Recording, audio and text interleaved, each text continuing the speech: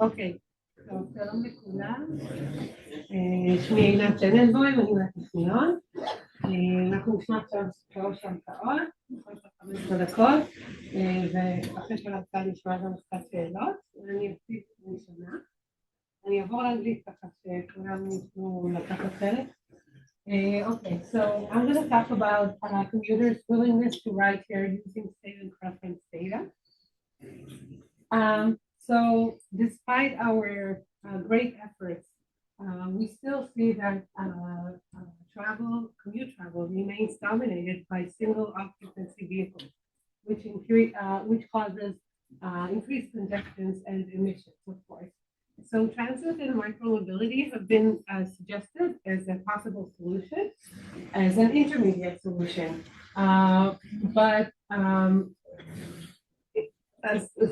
So transit and micromobility have been suggested as solutions, but it is not feasible for all trips.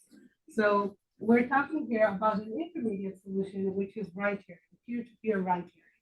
And we define ride-sharing as shared use of private vehicles by several users who have similar origins, destinations, and departure times. And it is a good solution because we can use existing trips with minor detours rather than generating new travel. And this improves the seat utilization, which is important. And we can see a different digital ride-sharing platforms, but they have only limited success. And in the literature, we identify 2 key barriers for this limited success. First of all, no willingness to share rides by users. And the second is insufficient alignment between the platform design and user preferences. So according to prior research, there are 3 main categories of factors that are related to ride-sharing participation. First of all, individual factors like age, gender, educational level, income level. Another category is trip factors. For example, we see more ride-sharing in commute trips and more ride-sharing for longer distances. And in terms of system factors, we know that if we manipulate pricing, use different policies, incentives, we can get people to ride-share more. So based on the literature, we identified a few gaps. First of all, we know that ride-sharing decisions are complex. They're inherently complex because there's an interdependence between supply and the demand. The supply, one user can be either a driver, the supply, or a passenger, the demand. And we also see in the literature that it's still not clear the relative importance of different time components in the decision to ride share. For example, detour time, waiting time, and so forth. And same goes for cost sharing mechanisms and the effect of incentives. They're not sufficiently understood. So in this study, our overarching goal is to improve ride-sharing matching mechanisms and to improve the incentive scheme that we use to promote ride-sharing adoption. And we outline here a few specific objectives for this study. First of all, to understand travelers' willingness to participate in ride-sharing as opposed to solo driving.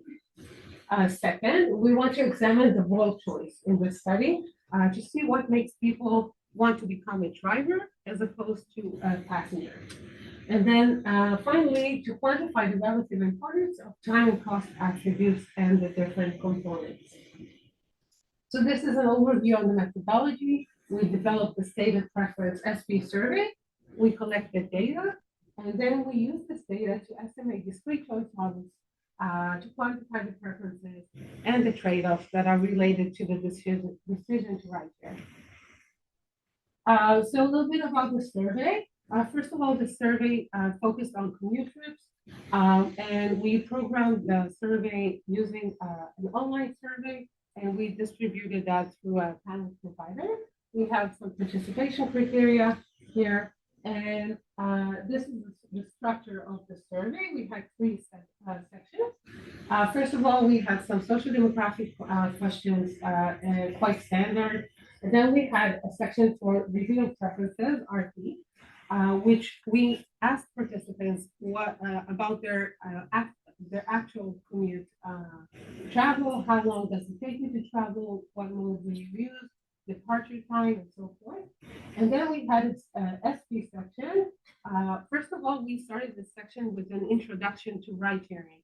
So we made sure that everyone is familiar with what ride sharing is and the different benefits that are associated with it. We included two comprehension questions, making sure that they understand, actually read it before they move forward to the scenarios. And yeah, and in the scenarios, we actually included 6 choice scenarios for each respondent, and we use a randomized experimental design. So here you can see one scenario, for example. We can see 4 alternatives here. We ask participants to choose whether they want to drive alone, rideshare as driver, rideshare as passenger, or use public transport. And we had 7 attributes, which we categorized into 3 main variables: time, cost, and incentive. So the basic time that we use here, it pivoted around the respondents' RP time, the time it actually takes them to commute, because we wanted the scenarios to be as realistic as possible. Sometimes there were HOV lanes, high occupancy vehicle lanes, so there were some occasional time savings for the ride-sharing passenger and the driver as well, and PT. And we included detour time for the driver to pick up the passenger. In terms of travel costs, we use the fuel cost or ticket cost for the PT, and also parking cost. And for the ride-sharing alternatives, we had a split of the cost between the driver and the passenger, but it wasn't an even split. It was 40-60 or 60-40. And we tested 4 different incentives. I'll get to that later when I'll show you the results. So overall, after data cleaning, we were left with 325 complete responses, which brought us to almost 2,000 observations. A little bit of the descriptives, we had a nearly even gender split with a mean age of 43 years, standard deviation of 15. You can see a nice representation of the different age groups. We see that almost 90% reported having frequent or constant access to a car, which is very high, but I think it makes sense in Israel. In terms of how they currently commute, we see that 71% of the sample use commute by car as a driver, and 80% using public transport. And finally, for the SP mode distribution, we wanted to make sure that we have enough variability in terms of the SP choices, so we can use that for modeling. So that looks good. So here are the results of the mixed logic model that we estimated. We included here a final component, which we can see here is significant, capturing the unobserved individual heterogeneity, because we included 6 scenarios for each respondent. So it was important to estimate that. And yeah, in terms of individual characteristics, we can see who is more willing to ride here as a driver or a passenger. So we can see that students and people with higher education levels are more willing to ride here. And individuals with higher incomes are less likely to ride here. Also, people who have flexible arrival time are also less likely to ride here. And this is interesting, probably because they are more flexible with their arrival time. They can just delay their commute and their departure time, and they don't need to share. Here are the time and cost components that we saw. This is the 4 time components. And we can see here, I don't know if you can see, this is it's grayish. So it means that it's not significant. The time components were not significant for the drive alone. It seems like they're not taking into account any sort of time. But if they take on a passenger, ride-sharing driver, so we can see that it is significant. They take that into account in their mode choice. Detour time was only significant for people who have kids. the magnitude of this coefficient is quite large as opposed to the others, which means that parents are highly sensitive to detour time. Yeah, I'll move forward to the cost components. And we can see that travel cost is not significant for the drive alone option, but parking cost is, which is actually the only coefficient that was significant for the drive alone. Seems like they only take into account out-of-pocket expenses. And we can see that those who choose ride-sharing driver are more sensitive to parking costs. We can see that the magnitude of this coefficient is larger than the one for the driver alone. In terms of incentives, so we tested 3 incentives for ride-sharing drivers: voucher for coffee and pastry, priority parking, and then a bonus payment, something like surge pricing. Okay. And we can see that these were all effective in promoting ride-sharing choices, but we tested 2 incentives for ride-sharing passengers, and these were not significant. So we can see we tested a voucher for coffee and pastry, and also an incentive of free ride every 10 trips. It didn't make a difference in terms of the passenger choices. We have here results for the choice inertia. We have strong choice inertia effects, but we don't really have time to go into this. After estimating the mixed logic model, we estimated a nested logic model with 4 different structures. And surprisingly, none of these were significant, which means that there's not a lot of unobserved variability here. Yeah, so just a few main takeaways. So we know that students and individuals with academic educations are more likely to ride here, and who are less likely to ride here is people with higher income level and people with flexible arrival time. We see that solo drivers do not consider the various time components as we saw, and they don't consider the travel cost. They only take that into account if there's a passenger with them.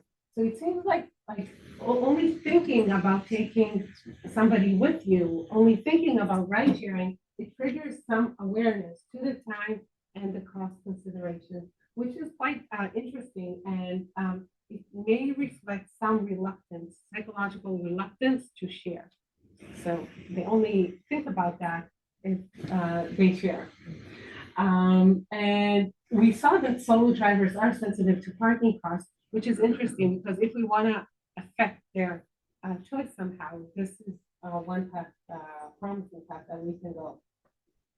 So implications in terms of platform design, ride-sharing success hinges on efficient matching. We have to have an efficient matching that reduces the detour time, the waiting time, the walking time.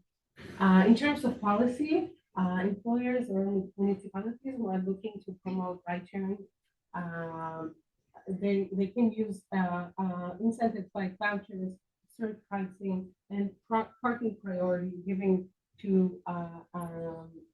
ride-sharing participants. This is effective for drivers, but it's still not clear how we can get people to become passengers more often.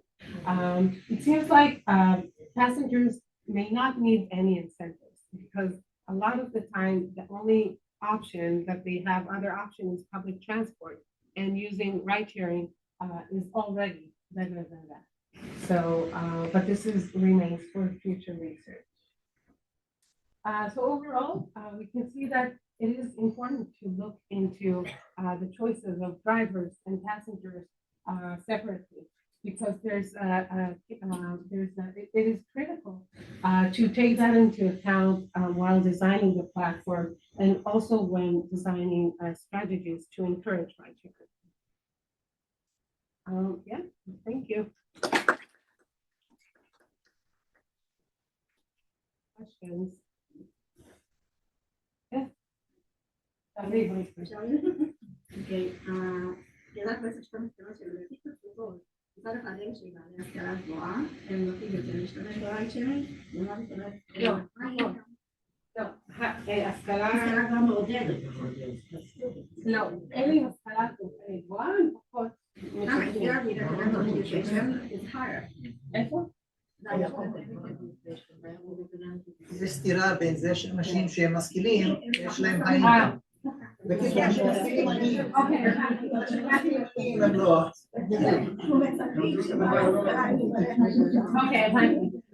אז זה העניין שזה, כל התוצאות האלה הם במודל אחד, וזה מקדמים שהרבה פעמים מתחזזים אחד את השני. כלומר, הם לא זוכות כאלה, אבל אחד יותר סטודנטים לא נראים עם הכנסה גבוהה. זה מסתדר עם הסטודנט. אבל בסופו של דבר, בן אדם שגם יש לו השכלה אקדמית, וגם יש לו הכנסה גבוהה, אז זה שני מקדמים שמתחזזים אחד את השני. אנחנו צריכים להסתכל עליהם ביחד, זה ככה כל זמן עד שנגיע לנו.